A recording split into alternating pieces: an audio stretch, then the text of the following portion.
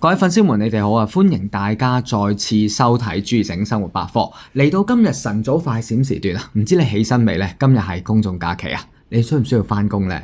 應該係唔使翻工，唔使翻學，定係話係翻學嘅就唔使翻學，翻工就繼續如常翻工啦。不過唔緊要，無論你身處何地都好啦，只要你睇到我哋視頻都可以揾 Yen 店長購買，因為呢隻錶非常之正。今日第一隻推介係一隻 Classic Watch， 係一隻 Seiko 嘅 Seiko 嘅 Seiko 5舊裝盾牌嘅 Classic Watch。Classic 嘅 Automatic， 一齊睇睇呢一隻先。咁啊，呢隻係2015年嘅產物嚟㗎啦。咁啊，相距而家咧超過10年嘅時間啦。就係呢隻咧全黑鋼黑面嘅一隻 Seiko 5。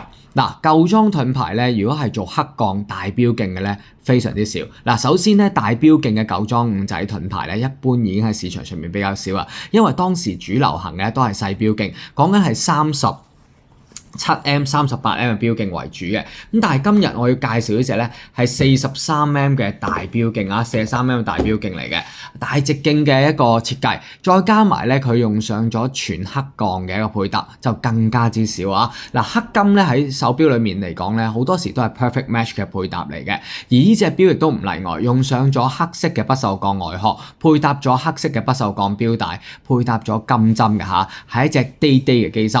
嗱，Seiko 5之所以叫五仔咧，其實有5大元素咁嘅意思啊！咁啊代表咗咧佢嘅耐用度啦，佢升旗加日曆啦，亦都係咧自動嘅機械機芯啦。咁當時咧就係定性為5大元素，所以咧就叫做 Seiko 5舊裝五仔盾牌就係呢一隻啦。咁而家五仔係點咧？而家五仔咧就係新嘅超人五仔 logo 啊！呢個係舊裝五仔盾牌 logo 嘅。嗱，時分針加埋黑度咧帶有夜光嘅，都幾多 detail 位喎。其實有冇留意到咧？外面就用上咗分 mark 嘅設計，60、05、10、15、20、25、30咁樣樣，而裡面咧就做咗咧一個24小時寫法嘅，就係13、14、16、17、18啊，16、17、19、20、22、23咁樣嘅嚇。咁而夜光方面咧，時分針同黑度咧都帶有夜光，仲要係世界級夜光嚟，一齊睇睇個夜光咧都幾光亮啊，幾光亮嘅。好啦，咁啊呢個咧。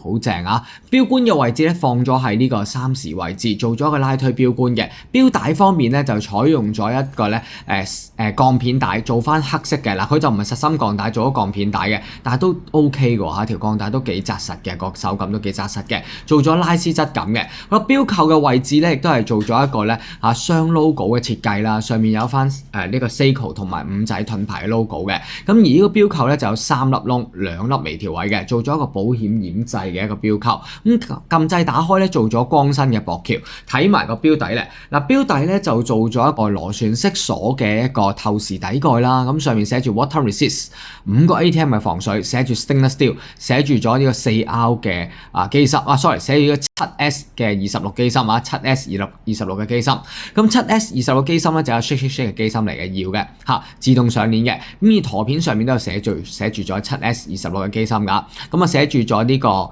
21石啦21石嘅。好啦，咁反翻過嚟俾大家睇下正面先。嗱正面咧，嗱呢個機芯咧就 shake 嘅，搖嘅，係啦，自動上鏈就係搖嘅，就冇得手動上鏈嘅。咁錶冠咧就剔起咗佢先。有冇停秒功能啦？佢就冇停秒功能嘅，舊裝嘅 7S 機芯冇停秒功能嘅。同樣向上轉動，順時針方向校時間啦，校嗰個手感幾緊緻喎，個錶冠都幾緊緻嘅，雖然冇護冠位嘅亦都係舊裝啫，但係咧個錶冠好紮實嘅個手感。好啦，校完晒時間啦，我哋半格撳翻入去校日曆。嗱，校英文就跳英文，校羅馬數目字就跳羅馬數目字個星期盤啊。向下轉動就校星期盤嘅。咁今日係 Friday 啦星期5嚟嘅，今日應該係啦 Friday。向上轉動校日曆，輕微突聲嘅。好啦，校完晒之後撳翻入去一個拉推錶冠。咁啊嗱，你有冇留意到咧？舊裝五仔盾牌咧啲 detail 位真係幾多？除咗頭先我講嘅內影邊框用咗分 mark 嘅設計啦，五仔盾牌 logo 咧咁啊做咗凸起嘅紙釘啦，同埋呢個 Seiko 嘅 logo 都係做咗凸起嘅金屬指釘啦。咁拉近少少鏡頭咧，見唔見到個五仔咧？其實有啲暗紋喺個五仔嘅一個金色嘅五仔盾牌裡面嘅。另外咧，有冇留意到咧？星期日曆槍嘅邊框咧，都係做咗金屬嘅金色邊框，就唔係淨係喺個錶面嗰度開個窿嘅。咁呢個咧，通通都係咧舊裝五仔盾牌嘅細節，可以欣賞嘅地方啊。好啦，嗱，成隻錶講緊總重量幾多咧？不如磅一磅俾大家睇啦。呢隻舊裝嘅五仔盾牌，有冇留意到咧？佢個 bezel 外圈咧呢個做咗金屬嘅鋼圈之餘咧，佢12跟住2、4、6、8、10都做咗一個粒嘅窩釘點綴喺個鋼圈上面嘅。嗱，呢隻舊裝嘅 NS 超過咗10年嘅一個產物。咁啊，成隻錶講嘅總重量咧幾多先？磅一磅俾大家睇。嗱，重量方面咧就去到講緊係145個 gram 咁上下，145個 gram，144個 gram 啊，當144個 gram 嘅。咁至於直徑方面咧，43mm 嘅錶徑嚟嘅43mm 嘅大錶徑嚇。咁度一度先，43.3mm 嘅大錶徑啊，43.3mm、43.4mm 啦。厚度方面咧，講緊係11.4mm 嘅厚度，甩到甩咧就去到51、52咁上下啦。嗱，呢隻舊裝嘅五仔盾牌。NOS New Stock 超過10年嘅產物，全黑鋼嘅。咁試下戴上去槍黑鋼嘅，戴上去咧，豬柳彈14.8 cm 嘅手腕。咁Yan店長咧為大家咧爭取到揾到之餘咧，仲要為大家爭取到個超級 special offer 超級筍優惠。咁究竟幾多錢咧？呢個超筍 offer 嗱，舊裝五仔盾牌咧，絕對係買少見少噶啦，買一隻少一隻噶啦。咁呢個超筍價咧就係咧呢個。